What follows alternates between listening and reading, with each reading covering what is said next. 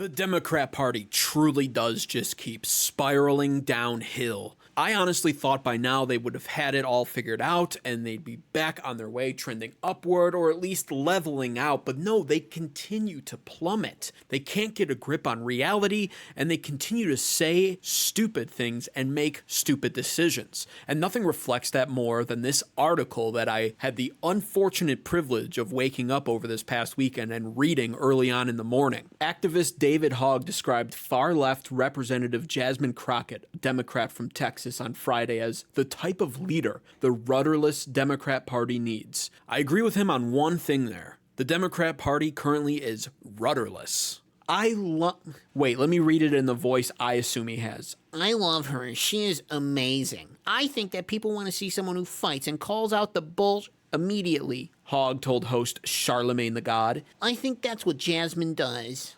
And to that I gotta say, yuck. Why would you look at Jasmine Crockett as a leader of the Democrat Party for anything? And then it got me thinking, what exactly has she even accomplished? I know she's been in her position now for about 2 years, and I do know she was an attorney of some caliber before obtaining this political position, but I decided to Google what her accomplishments were. And you know it's bad when you Google what I Googled, specifically, what are Jasmine Crockett's notable accomplishments in Congress?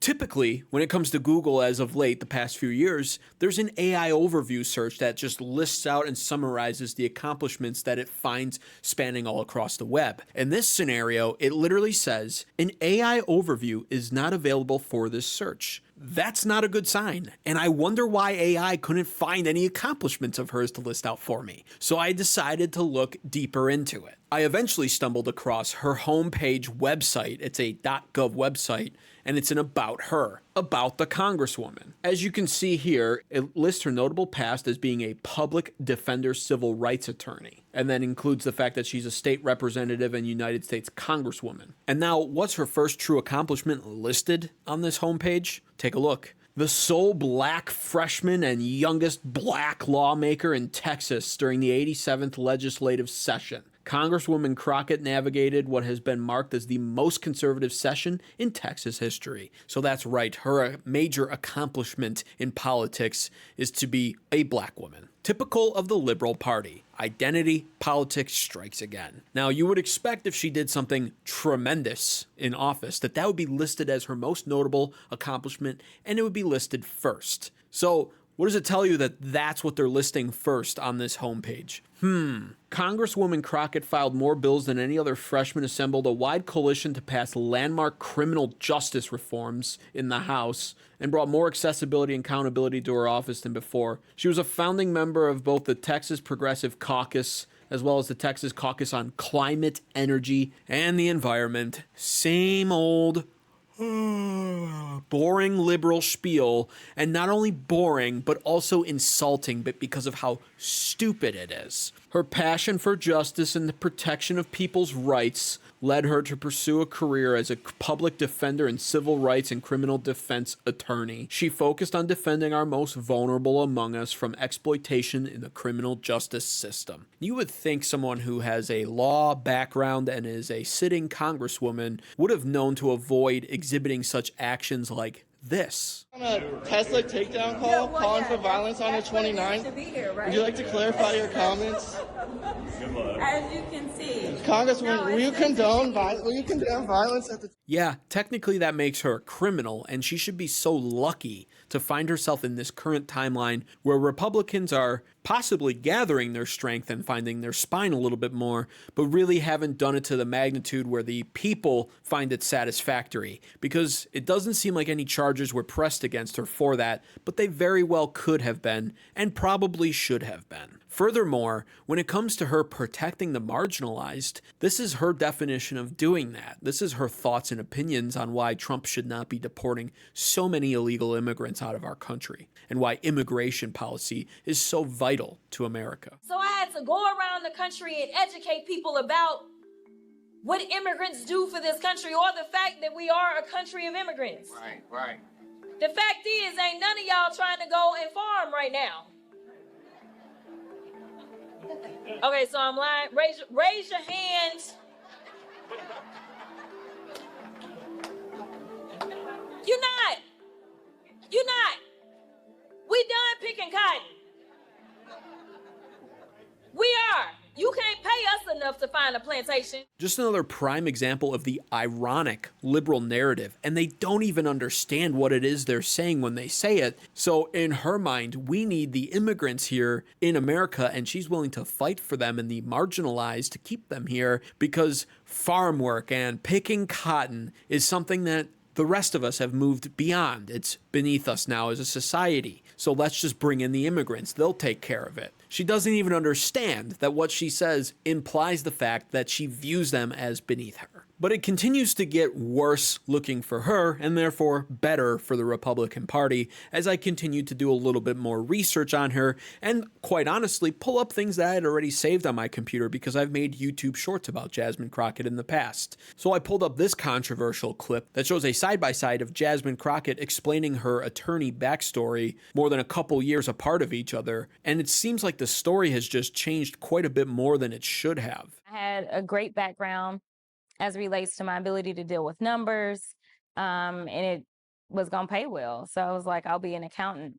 Unfortunately, around my junior year, I was the victim of a hate crime or two. And so were a group of my friends, all at the same time. Cars were keyed with the N-word. We received hate mail in our on-campus mailboxes. And at that time, my school hired the Cochran firm.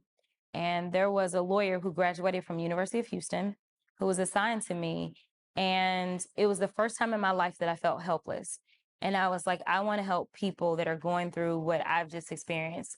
And at that point in time, I decided that I was going to sit for the LSAT. I did Little Shop of Horrors.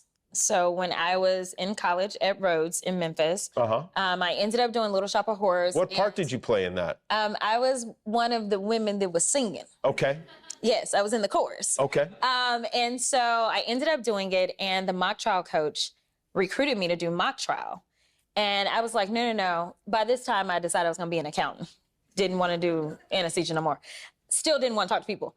So then he goes, no, you should do mock trial. And I said, that's for the kids going to law school. Long story short, he recruits me. I do mock trial just my senior year. I become a national All-American. He says, you should go to law school. So I applied, got a full ride, and said, fine, if I don't like it, I'll quit. So does this mean Jasmine Crockett is a liar? Well, she's a Democrat politician after all, so I would probably conclude yes, but it's not safe to give a direct conclusion on that. She could be remembering things differently with the time difference in between both accounts of her historic past and her life story. However, it doesn't look good. Furthermore, I wanted to help resurface this lovely clip of her, also on the Breakfast Club, I believe, which is where this David Hogg guy was just on talking about how Jasmine's an amazing leader, speaking of what will likely be the future governor of Florida. And that even means some of our skinfolk who definitely are not our kinfolk, such as Byron Donalds, who are going to continue to say that, the fact that you sitting around talking about life was better under Jim Crow, is this because you don't understand history?